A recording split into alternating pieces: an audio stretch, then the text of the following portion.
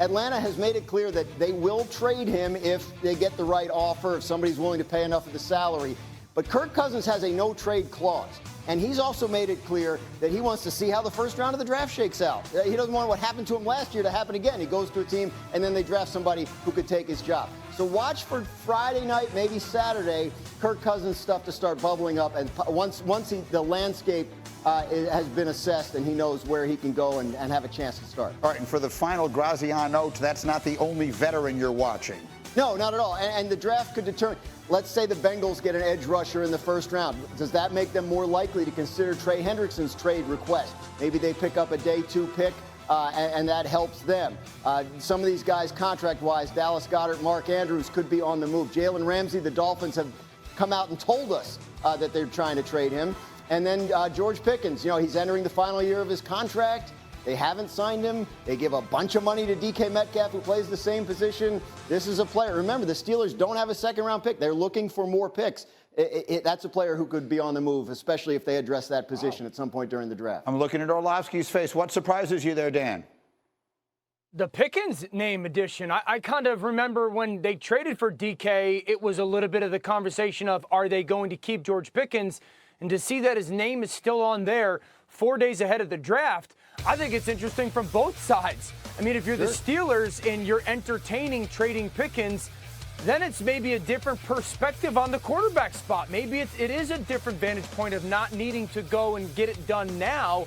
And then if you're another team sitting there going, well, we need one more piece on the outside, my mind goes to a Washington Commanders. My mind goes to a Dallas Cowboys, because while he's not like the perfect guy, this dude can flat out play on the perimeter. So Pickens, to me, is crazy interesting. Yeah, so intriguing veterans to go along this week with the intriguing players. But then, D, what I'm asking you to put yourself inside. We're talking about the Steelers. Maybe they trade George Pickens. Maybe they don't.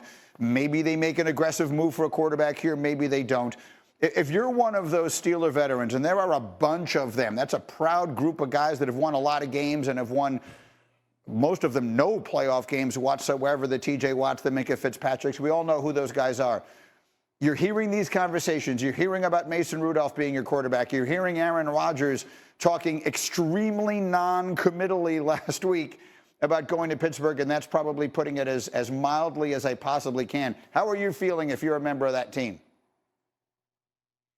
Grim, Greeny. Like, listen, the Pittsburgh Steelers haven't won a playoff game since what, 2016? Like, I mean, think about it. One of the reasons why that defense wore down last year was because of quarterback play.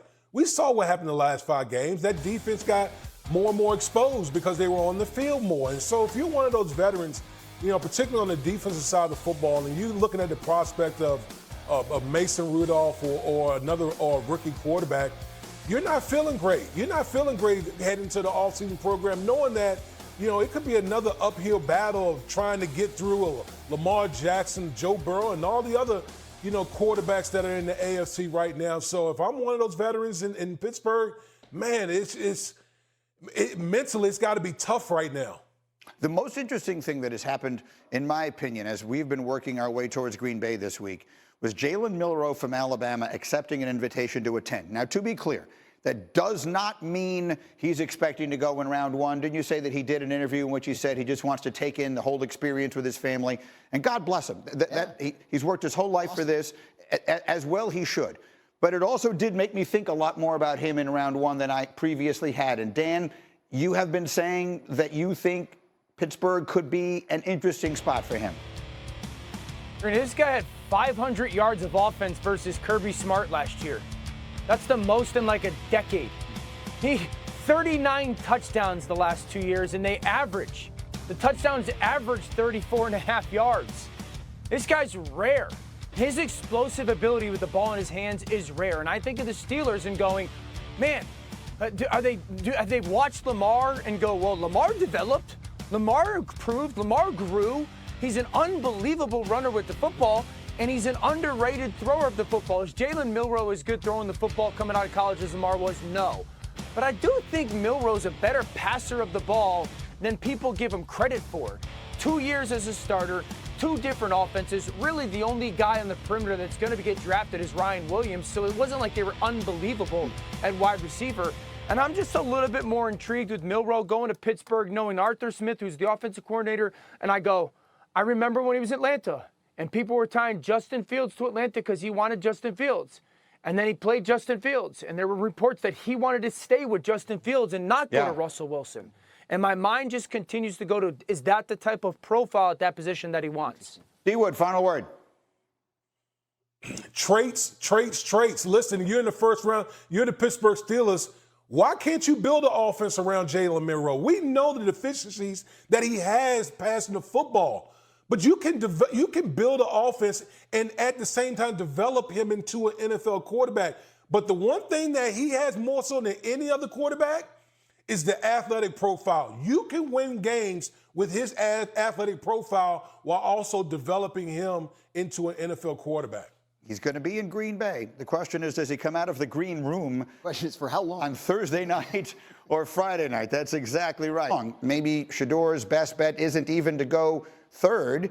Sometimes it's the fit that matters a whole lot more than the spot. Oh, absolutely, Greeny. Most of these guys get drafted in the first round because of their talent. They have talent that is either developed, that has been coached, or it's physically uncoachable. And the reality is, it takes three things for quarterbacks to play consistently at a really good level. You got to have the right coach with the scheme and play calling. You got to have a good offensive line and good perimeter players. And if you're Shedeur Sanders and you're looking at those teams in the top, 2-3 picks, you're going, man, I don't think that those present that to me. And then as you go down, you go, well, the New Orleans Saints have, I think, a good offensive line, really good perimeter players, and Kellen Moore is their head coach and play caller. So it's likely that the Saints present a better option to Shedeur Sanders than, say, a New York Giants. And I think overall the premise is this, Greeny. The teams that usually are drafting later in the draft have number 2 and 3 in that list that I talked about, the offensive line and the perimeter players. And they're just trying to figure out who's the coach and play caller. And if there's the reality, I made this list, Greeny. Josh Allen, Patrick Mahomes, Lamar Jackson, Joe Burrow, Trevor Lawrence is even in there, Jalen Hurts, Jayden Daniels, Matthew Stafford. All those guys have those physical traits. You're like, oh, my goodness, you're going to be okay. But then there's the Jared Goffs, the Baker Mayfields, the Tuas, the Dak Prescotts, the Geno Smiths. All those guys need those things. And I think Shedeur falls in that group. It doesn't mean you can't win with them. It doesn't mean they're not worthy of being a first-round pick. You just got to make sure if you take them, you have that. And so all of that, circling it back to the conversation at hand here, Cam Ward is going to be the first quarterback who is taken. What is probably much more significant than the number that is attached to the player where he winds up getting drafted, meaning is he the 3rd pick, is he the 9th pick, is he the 21st pick, does he wind up lasting till the 2nd round? I'm sure all of these quarterbacks will be miserable if they wind up having to wait until Friday. But that does not mean that a few years later, like Jalen Hurts, they won't be standing there holding up the trophy. That's the point I'm trying to make. Absolutely. There's all kinds of good things about falling to the 2nd round. You don't have the 5th-year option, right? You become a free agent sooner, or you get to your extension sooner. Yeah, the situation matters so much, obviously, as Dan's talking about. By definition, the teams that pick at the top of the draft are not good situations to walk into, or else they wouldn't be picking up there. So, yeah, you talk about it. I mean, Mahomes obviously, goes to Kansas City, trades up to 10. They were exactly the right spot. If he